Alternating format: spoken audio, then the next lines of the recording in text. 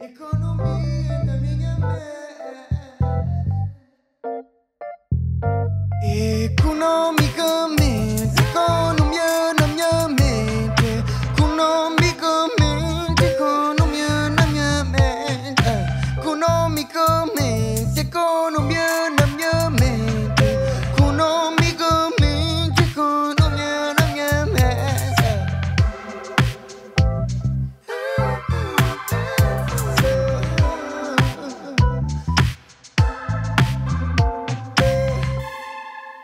Vamos falar da Assembleia da República. Vamos falar da Assembleia da República, parar de falar sobre comunicação social, pelo menos por agora.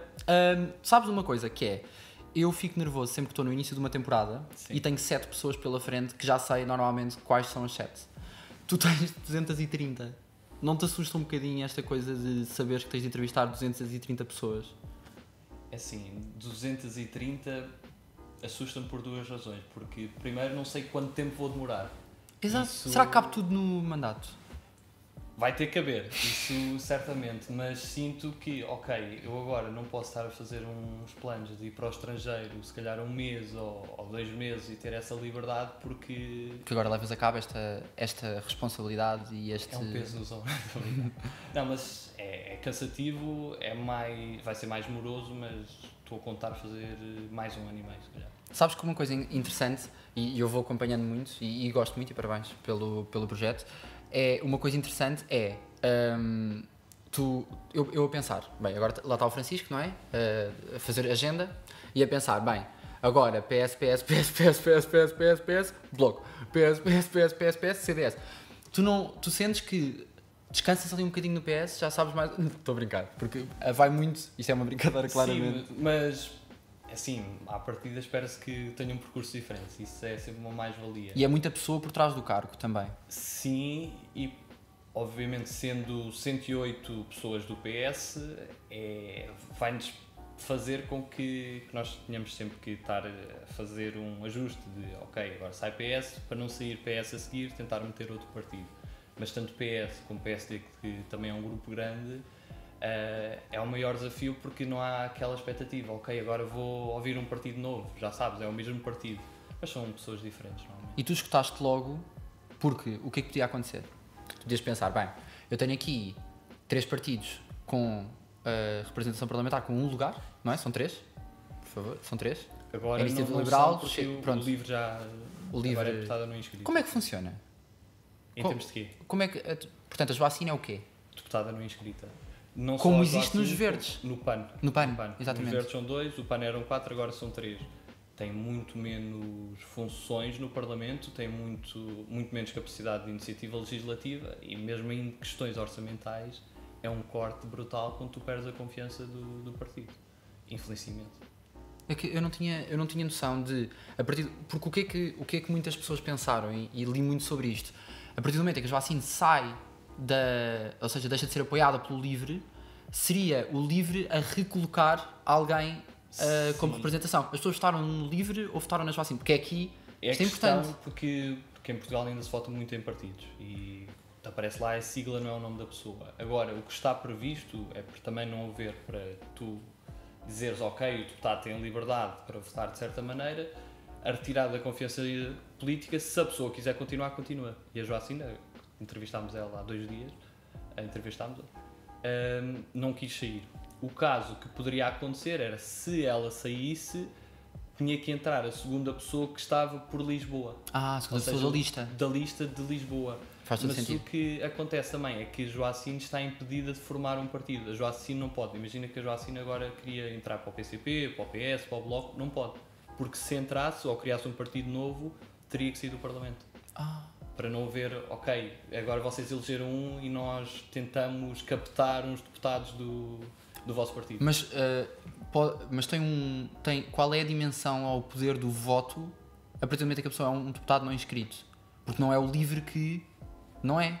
É a Joacine que Deixou está... de ser o LIVRE. O LIVRE neste momento não está representado na Assembleia. Agora é a deputada Joacine Catar Moreira, como acontece também no PAN, com a deputada do PAN, que era ex-PAN. Ou seja, agora é mais a pessoa, por isso é que perdeu um conjunto de poderes que... Mas é que é chato, porque Se tu te zangares com os teus amigos e não tiveres mais amigos, que é o caso da Joacina, ali ao lado do Livre, faz amizades ali com a malta que está ao lado, mas pronto, zangou-se com o Livre. Agora, como é que será que está a senhora deputada? Senhora deputada ou senhor deputado do PAN?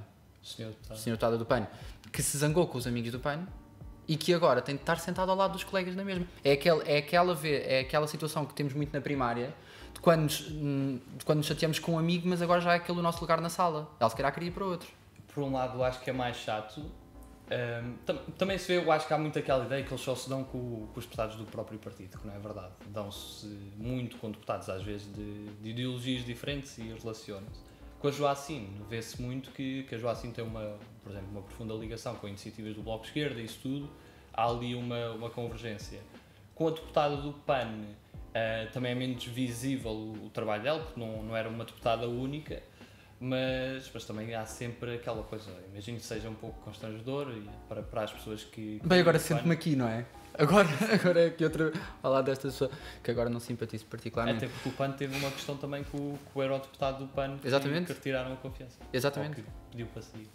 Reestruturações no PAN. Fazem muito bem, que cada dia é um novo dia e, portanto, a pessoa acorda e sente que evoluiu e mudou de opinião. Também depende aqui... Tema para outro episódio. De onde é que veio a ideia dos 230? Onde é que veio a ideia de, ok, agora vou-me sentar com 230 pessoas, câmaras ligadas, vou mudar-me para a Assembleia da República, coitado, quase que mudas para lá, e criar esse projeto? Sabes que a pandemia traz-nos muita solidão e precisamos de arranjar novos amigos que possamos contar. Não, a maioria das pessoas não ia pensar em fazer amigos para a Assembleia. Pois, é engraçado. Que é perigoso porque nunca convém dizer que tens amigos deputados ou isso. Eu não considero que tenho amigos deputados. Estabelecemos ali uma relação de cordialidade, mas não tinha nenhum que eu conhecesse antes e que fosse meu amigo. Mas a ideia nasce um pouco, também por causa da pandemia, não pela solidão, claro, mas por ver que cada vez extremávamos mais o nosso discurso, que vivíamos cada vez numa sociedade polarizada. E nas crises tu tens aquela fase em que está tudo unido, vem aí o bicho, vamos todos juntos, somos todos portugueses, vamos aplaudir para a janela, mas depois quando começamos a ver que há aqui decisões económicas, decisões que são tomadas na Assembleia pelo Governo, que têm impacto nas nossas vidas, nós começamos a desconfiar mais. E se já vivimos num período de desconfiança, às vezes por coisas que foram verdade, que aconteceram ao longo dos anos, não podemos esquecer que nós em Portugal tivemos muitos problemas nesse aspecto, mas outras que são também preconceitos. Eu procurei não só tentar perceber o que é verdade, o que não é verdade, mas também demonstrar às outras pessoas. E sentia que as pessoas, não tendo esse tipo de projetos independentes na política, que fosse mesmo ao sítio, que fosse mesmo à Assembleia e mostrasse quem é que eles são, como é que pensam, era perigoso. E eu acho que isto, eu não pretendo dizer a pessoa deve votar X ou deve votar Y. Pretendo é que as pessoas vejam, ok, são estas pessoas, gosto, não gosto, são bons, são maus, se forem maus, quero meter lá outro, ou candidato-me. E é exato. Isso que também procuro. Eu hei de acreditar sempre e para sempre que informação é poder. E hei de acreditar para sempre nisto. E que a transparência na forma como as coisas acontecem há de ser sempre um caminho para nós sermos mais conscientes e para também utilizarmos alguns poderes que temos, por exemplo o do voto, não é? De uma maneira mais consciente. E o teu projeto contribui em muito para isto. Tu, assim... É que eu claro, as primeiras coisas, eu tenho vontade de logo perguntar a gossips, que é um problema que eu tenho. Qual é que é? Já tiveste assim alguma situação caricata que possas contar? Várias, o problema é que há muitas, fica um bocado mal, é um bocado indelicado de contar, mas há situações muito engraçadas que se passam nos bastidores. Por exemplo? Porque, é assim, uma que posso contar porque não ofende nenhum deputado. Sim, mas não tens de dizer nomes. Ou podes dizer? Posso contar uma de uma manifestação, que foi que eu estacionei na Assembleia da República, estacionámos pela entrada lateral e não tenho privilégio de estacionar na garagem, tenho que ser na lateral. E quando saio do carro, não sei, viram-me de fato, estava uma manifestação daquelas pessoas que acham que não se deve usar máscara. Então começaram-me a espetar o cartaz na cabeça, que não devia usar máscara e a passarem aquelas ideias. Os negacionistas. Sim. Tenho medo dessas pessoas. Mas que felizmente não há correspondência na Assembleia. E tu deixaste que eles se aproximassem com o cartaz? Não tive hipótese. Fui apanhado São ali, pessoas que estão sempre sem máscara. Sim. Eu não ia perto. Mas certeza que acaba por ser desafiante. Tu usaste a cartada da Iniciativa Liberal, portanto do João Coutinho Figueiredo, logo no início. Foi o primeiro, não foi? Assim, não foi nada estratégico, acho que foi uma questão Não, no também sentido, de podias resposta, ter posto um PS, sabes? Sim. Ias buscar aquela pessoa que é de uma coisa completamente diferente lá mais para a frente. Porque assim, começaste pela iniciativa Por liberal. acaso o João Coutinho Figueiredo já comentou nisso numa televisão, de dizer, ok, isto foi uma muito boa escolha por ser um deputado novo, isso tudo. Não houve aqui algum tipo de estratégia, mas eu acho que acabou por calhar bem, porque é um partido que tem muita presença nas redes sociais. Agora, eu lembro que essa primeira entrevista foi exatamente no meu dia de anos. Então, e é engraçado porque eu fazia 23 anos, 0 dias naquele dia, e lanço o projeto dos 230. E nesse dia, foi a primeira vez, já tinha ido à Assembleia, mas a primeira vez que tive assim contacto com um deputado, ainda por cima um deputado que aparecia muitas vezes na televisão. E ele começa-me a fazer imensas perguntas e também, ele tem muita piada, e começa também a picar-me. E eu estava nervoso antes da entrevista, tentei que não se notasse, mas foi uma experiência engraçada. Eu acho que a partir daí foi muito mais fácil, agora a primeira é complicada. Também me lembro que sim, até porque no meu caso, na primeira eu tinha o meu microfone desligado, portanto foi mais complicado, teve um tom extra de complicação, mas eu acho que sim, eu acho que tu fazem quantos gravados? Quantos episódios gravados? 30 e poucos. 30 e poucos, Sim. portanto faltam um bocadinho menos de 200. 200, sim. Mais as presidenciais, vamos também fazer eurodeputados, por isso temos muito trabalho. encaminhadíssimo. Mas olha, chamei-te aqui to the rescue, nesta ideia que é das pessoas não saberem muito bem ou terem muitas questões acerca daquilo que acontece dentro da Assembleia da República. E nós há bocadinho falávamos da importância da transparência e do facto da informação ser poder. Aquilo que se passa e aquilo que acontece e a maneira como as coisas acontecem é pública, não há ali segredos, portanto o desenrolar e a ordem das coisas e os tipos de conversa que acontecem dentro da Assembleia não são segredos, mas muitas vezes as pessoas não têm paciência ou não querem ouvir ou sentem que não existe uma maneira descomplicada de falar sobre isso. Portanto, cá estamos, aceitámos o desafio, aceitámos que fui eu que o fiz, e estamos aqui para falar um bocadinho daquilo que... O que é um deputado? Quando nós elegemos alguém como deputado, e muito também importante ressalvar o facto de ter em conta o sítio onde estamos a votar para quem estamos a eleger, não é? Por exemplo, não faz... Até que ponto é que há muito aquela ideia da pessoa que é, vou dizer, sei lá, de Bragança, ter votado livre e poder achar que de alguma forma elegeu a Joacim. Esclarece aqui como é que está este início, esta entrada. Tu tocaste aqui em pontos muito importantes, e são muitos. Eu acho que uma das primeiras coisas que tu disseste, que é a questão da transparência, de percebermos. Nós, a partir do momento que aceitamos que nós somos uma democracia indireta, temos de perceber, ok, nós temos de fazer alguma coisa da vida sem estar a olhar para os políticos, e isso é verdade. Se formos ver, se calhar a RTV é o mais próximo que nós temos de um Big Brother na Assembleia da República. É verdade, porque muitas vezes se tu quiseres seguir as comissões todas, mas ninguém tem tempo para seguir isso. Mas às vezes é muito divertido. Pois, vou dizer, é eu muito entretenho divertido, muito. há coisas engraçadas, mas é algo que tu não consegues fazer. Se quiseres ter uma vida própria, não consegues. Sim, é verdade. E temos de perceber que nós estarmos interessados por política não é vivemos da política e vivemos em exclusividade. E não é irmos a um café e estarmos sempre a falar de política, há outras coisas na vida. Mas então nós temos que, e até porque há trabalho de bastidores nós não vamos ver nunca, mas nós temos que estar ligados, isso é importante. Agora, falando daqui de alguns temas que também levantaste, a própria eleição, nós falamos muito do sistema, quando foi das eleições americanas, que era um sistema anacrónico. Nós, se calhar, temos um sistema ainda mais anacrónico, porque disseste Bragança, ou por exemplo Porto Alegre. Porto Alegre elege 2 deputados, porque nós os distritos equivalem a círculos eleitorais.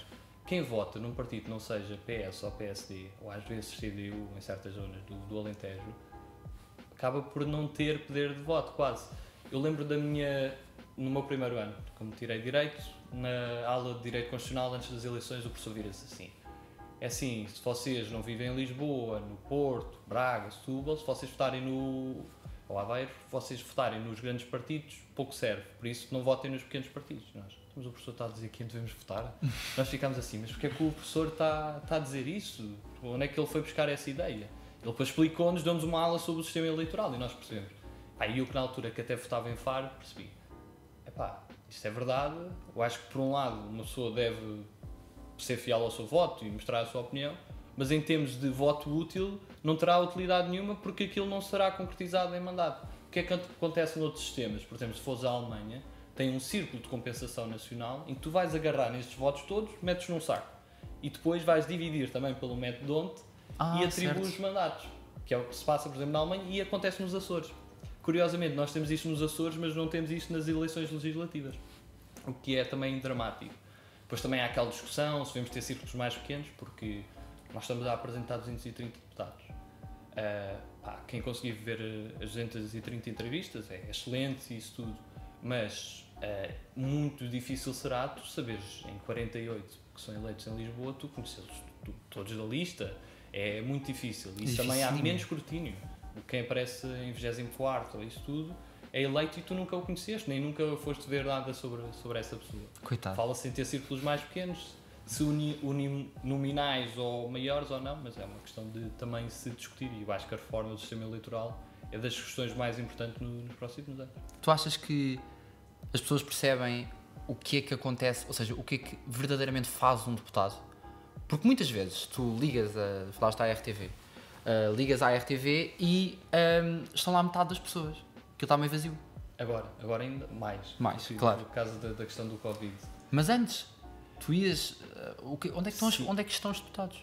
O que acontece é, primeiro, nós também pretendemos fazer no genérico as filmagens, passeámos pelos corredores da Assembleia e tentamos filmar em vários sítios, até para mostrar os gabinetes. As pessoas pensam que têm gabinetes grandes, aquilo parece um pouco um hostel tudo apertado. E não é assim um grande luxo, nem é uma carreira que eu acho que neste momento seja muito apelativa em termos de luxo e de privilégios.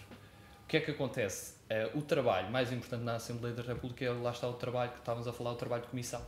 E o trabalho de comissão é aquilo que não passa no telejornal normalmente, a não ser que haja uma audição a um ministro ou algo do género. E tu vês o plenário, que é basicamente tu ires para ali, dizes umas ideias, é uma discussão abstrata e que faz um discurso que a televisão vai agarrar se calhar 10 segundos, 5 segundos no máximo. Por isso é que também não há bem essa noção. Agora, nós temos mais acesso ao plenário, para quem vê as notícias, não temos tanto acesso ao trabalho de comissão e muito menos temos acesso ao trabalho que ainda é muito burocrático de investigação dos deputados, de redação e disso tudo, porque lá está, porque nós vivemos num mundo de imediatismo. Tu nunca consegues ter uma análise muito complexa, a não ser que alguém te filtre esse trabalho, de estares a investigar tudo o que o deputado anda a fazer. E há muito. Agora, digo que também temos de ser sinceros. Não vou estar aqui a fingir que são todos bons, mas também não vou dizer que são todos maus. Ora, há pessoas lá muito competentes, há pessoas que são boas pessoas, mas que se calhar não têm competência suficiente para desempenhar aquele papel. Sim, porque se nós dizemos, ok, temos de ter dos melhores a representar pessoas muito capazes, isso é um exercício de democracia que leva anos a fazer. Claro que sim. Fazeres um filtro ainda maior. Claro que sim. Portanto, vamos aqui organizar. O que é que pode estar a acontecer dentro da Assembleia da República e vamos falar ali, como é que No hemiciclo? No hemiciclo. Sim. O que é que pode estar a acontecer exatamente no hemiciclo? Eu acho que também outra coisa que as pessoas não têm noção, que é o hemiciclo, e normalmente quando são sessões plenárias acabam por muitas vezes ter que lá estar todas por causa das votações e disso. Exatamente. Tudo, não agora. Não se tem noção do que é que há de debate, há partes. Eu recordo uma das coisas, falaste do João Coutinho Figueiredo, foi logo uma das coisas que ele disse nas primeiras entrevistas, que eu perguntei quem é que era o deputado com o maior sentido de humor. Ele disse João Oliveira, que é do PCP. Sim. E o Coutinho Figueiredo, quando faz o primeiro discurso na Assembleia, ele diz uma coisa curiosa, que é, diz, sou o primeiro deputado liberal nesta casa. E o João Oliveira diz, não és, é um Zinho da Silveira. São coisas que a televisão não capta, Sim. mas como há uma acústica, eles estão sentados uns em cima dos outros praticamente, tem uma acústica muito grande. Eles quando estão a falar, estão a ouvir tanto as bocas, são os apartes, por isso é que tens duas senhoras no meio do hemiciclo a tomar notas dos apartes e isto fica tudo mata, que deve ser muito chato. E depois eles conseguem Mas ouvir muito divertido ao mesmo tempo. Eu gostava se calhar um dia de ver os apartes, deve ser uma coisa engraçada de ver. E depois tens os jornalistas, que eles também estão a ouvir os jornalistas. Imagina como o jornalista está a dizer que ele teve uma má intervenção. Ele nesse momento está a ouvir, porque mesmo que esteja com o microfone tu ouves tudo com aquela acústica. Depois, às vezes tens as galerias, mas as galerias tu tens que não te podes expressar nas galerias, não pode haver palmas, não pode haver nada. Até porque os polícias fazem questão de dizer isso, porque senão têm que tirar de lá. Portanto, nós temos plenários a acontecer. Sim. E o que mais pode acontecer? Portanto, Comissões. Apenas comissões? Comissões e plenários. Depois tens muita negociação que acaba por acontecer. Às vezes nas comissões, às vezes um pouco mais de bastidores, nos gabinetes, a trabalharem isso. Mas uma das coisas que também é interessante, que nós não temos a ideia, porque não sei se querias falar disso ou não, da questão do número de deputados. Sim, Mas é uma coisa que se fala muito. fala-se Ok, muito. vamos diminuir, vamos aumentar. Nós, neste momento, o que é que temos? Nós temos 230 e a Constituição diz que temos de ter um número entre 180 e 230. Ou seja, nós, sem rever a Constituição, podemos passar a 180. Se nós queremos menos ou mais que 230, temos que rever a Constituição, que é um procedimento específico. Eu acho que a discussão não pode ser tida de uma forma muito simplista, a dizer, ok, vamos diminuir, vamos aumentar, representatividade, isso tudo. Temos que perceber que tipo de condições têm os deputados. Eu acho que isso nós não temos noção, que são más. E não é... Quanto é que ganha um deputado? O deputado acho que ganha cerca de 4.000, 3.000 e tal, 4.000 euros. E depois há a redução em termos de impostos e disso tudo. Mas passando a questão do salário, também se pode discutir se devemos remunerar melhor para atrair as melhores pessoas, ou se é uma questão de honra, de serviço público, não precisas de estar a remunerar tão bem. Mas tens uma coisa mais interessante que é, tu se fores um deputado, se calhar do PS, são 108, tu se fores um deputado, tu vais ter, para 8 deputados, tens uma secretária, ou um secretário. Ou seja, tu vais ter que fazer o teu trabalho todo. Não consegues, tipo, orientar. Tornas-te um trabalho excessivamente burocrático, perdes o contacto com o eleitorado, passas a ser, se calhar, um técnico burocrata em vez de seres um político no bom sentido da palavra, de saber ouvir, saber tomar decisões, saber definir prioridades. E depois, tu vais ter um assessor jurídico, porque não podemos esquecer que há muitas pessoas que não têm formação jurídica, ou mesmo tendo formação jurídica, não conseguem alcançar certa complexidade, certas matérias, tens um assessor jurídico por comissão. Ou seja, se calhar até tens mais motoristas, tens mais outras coisas. Se calhar há mais motoristas do que assessores. Pois, não fiz as contas, mas se calhar até existe. Ou seja, nós temos Mas que refletir aí a diminuição de deputados aumenta a eficiência? Não sei, agora acho que eu quero formar a opinião complexa no final só de entrevistar os 230 para não ter um preconceito, ok, já vem com esta ideia. Mas o que eu acho até agora é que mesmo que seja a redução, não é para dizer que vamos cortar, porque nós não podemos cortar em gastos que são importantes. Isto faz funcionar a democracia. Agora, vamos se calhar dar mais condições e autonomia aos deputados, a dizer, ok, tu não és só um voto, tu és uma cabeça, tens de pensar por ti, deves ter autonomia e não é só um número para votar. E isso sim é que para mim é o que as pessoas se devem rever, tipo, terem bons deputados que tenham capacidade de ter uma equipa, nomeadamente de comunicação. Um deputado que queira estar, por exemplo, e agora as questões das redes sociais, eles recebem alguns 500 e-mails por dia, depois imensas mensagens nas redes sociais. Se tu te deixas um deputado consumir demasiadamente por isso, tens um perigo enorme. Com as redes sociais não estão lá a maioria das pessoas, estão lá as pessoas mais barulhentas a fazer comentários, normalmente. E se o deputado se deixa influenciar por isso, tens não a Assembleia da República a legislar sobre este país, mas alguma pessoa que escreve em caps lock a decidir coisas neste país, o que é grave. E tu não podes deixar que os deputados sejam completamente influenciados e não façam um filtro Sim, com das mais, redes ou menos, sociais. com mais ou menos importância tem de haver claramente uma tem que ter filtração. contacto com a rua. Um deputado Tem de bem, mesmo. Tem. Não pode viver exclusivamente na Assembleia. Tem que ser uma pessoa que vá aos sítios, que tenha noção e nunca perca a noção da realidade. Agora, há discussões importantíssimas que se tem que ter, nomeadamente também do regime de exclusividade e disso tudo, que são interessantes para ter nos próximos tempos.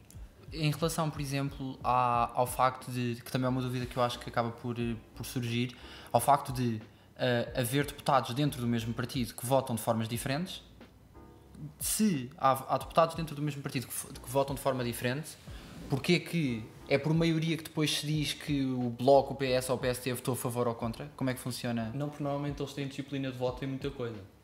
O que é algo também discutível. Até que ponto é que um deputado é eleito e deve ter uma disciplina de voto. Exatamente. E assim tu estás a fazer mais o voto por cabeça e não tipo pensares na própria cabeça de ok, isto deve ter um raciocínio. Sim, muitas vezes está combinado e é, malta, nós aqui, contra. Pá.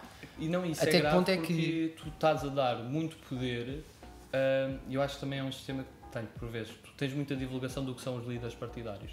E às vezes tu conheces o líder partidário e não conheces muito mais. E há muito vezes que um partido é poderoso quando o líder partidário tem muita adesão nas ruas, não só, é muito popular.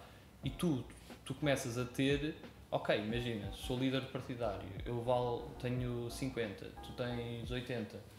Nós aqui, numa conversa, se calhar vamos estar a decidir O futuro. Pois, e 130 votos só aqui e uma maioria. É verdade. E isto não pode ser uma discussão tão simplista. Não pode ser uma discussão, ok, eu te valo isto. Senão, basicamente, nós dizíamos, ok, tu és um acionista, eu sou um outro acionista, quem é que injetou aqui mais capital, que neste caso seriam votos, e dizíamos, ok, eu represento 80, tu representas 50, isso também seria uma coisa mais barata ainda, para ter uma discussão em termos muito produtores. Mas olha, eu já ouvi, tive uma professora que trabalhou em Bruxelas durante alguns anos e já ouvi de muita coisa que se resolve com um copo de whisky num bar, portanto...